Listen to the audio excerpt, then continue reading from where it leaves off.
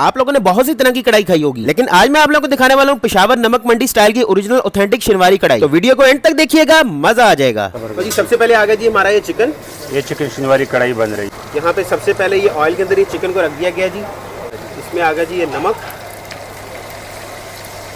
अच्छा भाईजान, ये मैं देख रहा हूँ इसमें जो आपने ऑयल डाला है इसके अंदर फ्लेवर बड़ा डिफरेंट आ रहा है, आम नॉर्मल ऑयल से बड़ा डिफरेंट फ्लेवर है। ये कौन सा ऑयल है?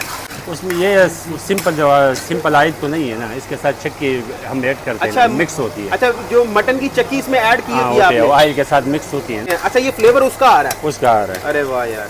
अच्छा जी, ऑयल और चक्की के अंदर अच्छे तरीके से हमारी ये शिनवारी चिकन जो है अच्छे तरीके से भून चुका है, और इसके बाद इसका ऑयल बाहर निकाला जाएगा जी। इसका ऑयल जो ना बाहर निकाला जाएगा, इतने ऑयल छोड़ा जाएगा जिसमें ग्रेवी बने। अच्छा जी। हाँ, अभी ये देखा हमने ऑयल कम कर दिया, ये इसका ऑयल कम कर दिया गया, मैंने छोड़ा जिसमें वो ग्रेवी बन, ग्रेवी रेडी हो। अभी इसमें आएगी टमाटर, हरी मिर्च वगैरह, अभी इसमें वो हंस का ग्रेवी आ जाएगी, टमाटर। अच्छा, ये टमाटर